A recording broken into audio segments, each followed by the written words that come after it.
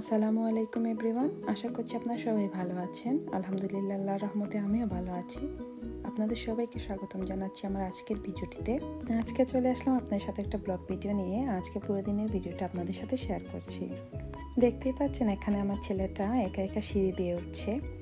ওকে বাদ করানোর জন্য সব কিছুই রেডি করছিলাম, আর ও পানির শব্দ শুনে অনেক এক্সাইটেড হয়ে গেছে।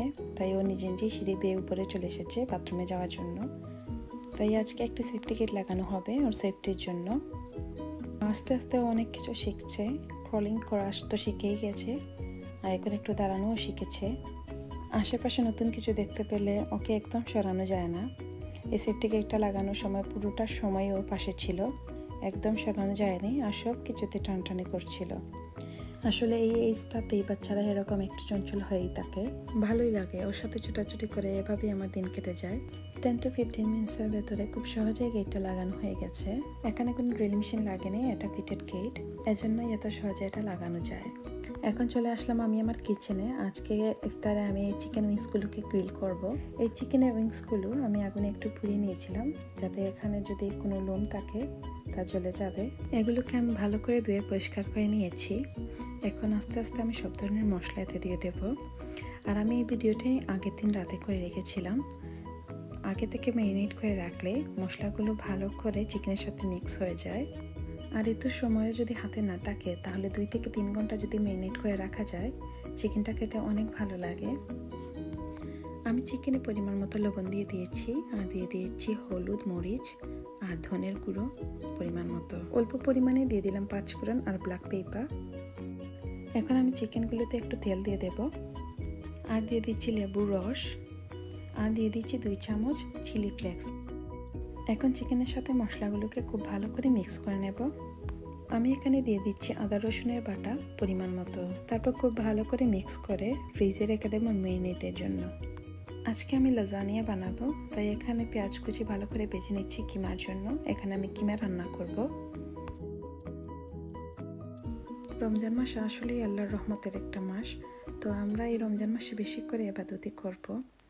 ফরজ ইবাদত তো আছেই, সাথে নফল ইবাদতও করবো ইনশাআল্লাহ। আর আমরা সবাই সবার জন্য দোয়া করব, আর আমাদের সবার জন্য দোয়া করব যাতে করোনা ভাইরাসের প্রকোপ থেকে আল্লাহ আমাদের সবাইকে উদ্ধার করেন, রক্ষা করেন। ফিরে আসছি ভিডিওটিতে। এখানে আমি লাজানিয়া লেয়ার করার জন্য একটা ট্রে নিয়ে নিয়েছি, আর এখানে একটু অয়েলও দিয়ে দিচ্ছি। আর এখানে দিয়ে দিচ্ছি আমি হোয়াইট সস। এই হোয়াইট সসটা আমি একটু আগে বানিয়ে রেখেছিলাম। তো একে একে আমি সব কয়টি লেয়ারই এখানে দিয়ে দিচ্ছি। লাজানিয়া লেয়ার করা আমার শেষ। এখন আমি এটা ওভেনে দিয়ে দেব। ওভেনকে আমি প্রিহিট করে রেখেছিলাম 180 ডিগ্রিতে। তো আমি এখন দিয়ে দিচ্ছি ওভেনে। এখন আমি বানিয়ে নিচ্ছি কিমার কাবাব। আমি অল্প পরিমাণে তেলে কিমার কাবাবগুলো ভেজে নেব। মিডিয়াম আছে আমি কাবাবগুলোকে ভেজে নিচ্ছি। লাজানিয়াও রেডি হয়ে গেছে, অলমোস্ট হাফ অ্যান আওয়ারের মতোই লেগেছে।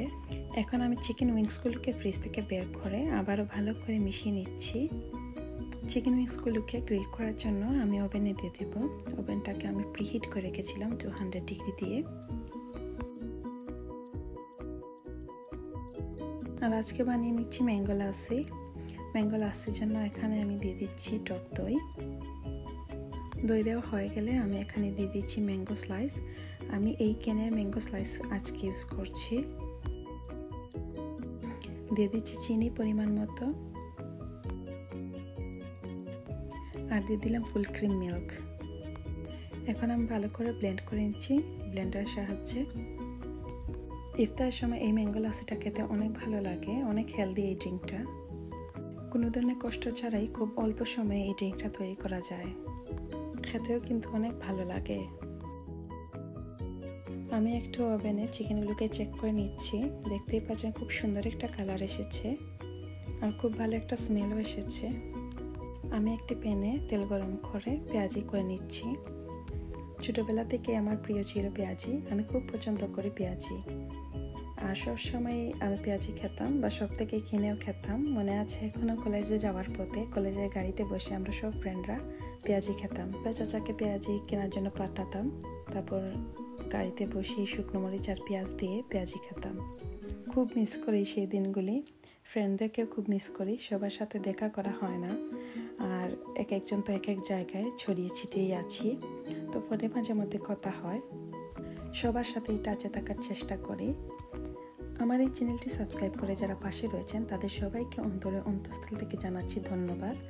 আর যারা এখন আমার চ্যানেলটিকে সাবস্ক্রাইব করেননি তাদের সবাইকে আমার চ্যানেলটি সাবস্ক্রাইব করার অনুরোধ জানাচ্ছি। আর যদি আমার এই ভিডিওগুলি আপনাদের কাছে ভালো লেগে থাকে তাহলে প্লিজ আপনাদের ফ্রেন্ড অ্যান্ড ফ্যামিলির সাথে শেয়ার করতে ভুলবেন না। আর আমার এই ভিডিও সম্পর্কে মতামত জানাতেও ভুলবেন না কমেন্টের মাধ্যমে। আমি এখানে মেলন কেটে নিচ্ছি ইফতারের জন্য। সবসময় চিন্তা করে যাতে হেলদি কোনো খাবার বানাই ইফতারের জন্য, তারপরে দেখা যায় যে কোনো না কোনোভাবে তেলে ভাজা খাবারই তৈরি করা হয়। আর আমার জানার মতে বেশিরভাগ মানুষই যারা আমরা আছি আমরা একটু বেশি ধরনের ক্রিস্পি খাবার পছন্দ করি ইফতারে, যেমন পেঁয়াজি, বেগুনি, আলু চপ, এগুলো আমাদের আসলেই অনেক ভালো লাগে ইফতারে খেতে। ছোটোবেলা থেকে দেখছি যে পেঁয়াজি, চানা, আলু চপ, বেগুনি এগুলো ইফতারের জন্যই বানানো হয়। আমি এখানে ফ্রুটও কেটে নিয়েছি ইফতারের জন্য, দেখতেই পাচ্ছেন। আসলে ইফতারে ফ্রুট খাওয়া অনেক ভালো শরীরের জন্য। ইফতারের জন্য সব কিছুই আমি এখন টেবিলে নিয়ে নিয়েছি। আশা করছি আজকের ভিডিওটি আপনাদের কাছে ভালো লেগেছে। আর যদি ভালো লেগে থাকে তাহলে প্লিজ আমাকে কমেন্টের মাধ্যমে জানাবেন। তো আজকে এই পর্যন্ত। ভালো থাকুন, সুস্থ থাকুন আপনিও আপনার আপনজন, এই কামনায় বিদায় নিচ্ছি। আগামী ভিডিওটিতে দেখা হবে ইনশাআল্লাহ। আল্লাহ হাফেজ।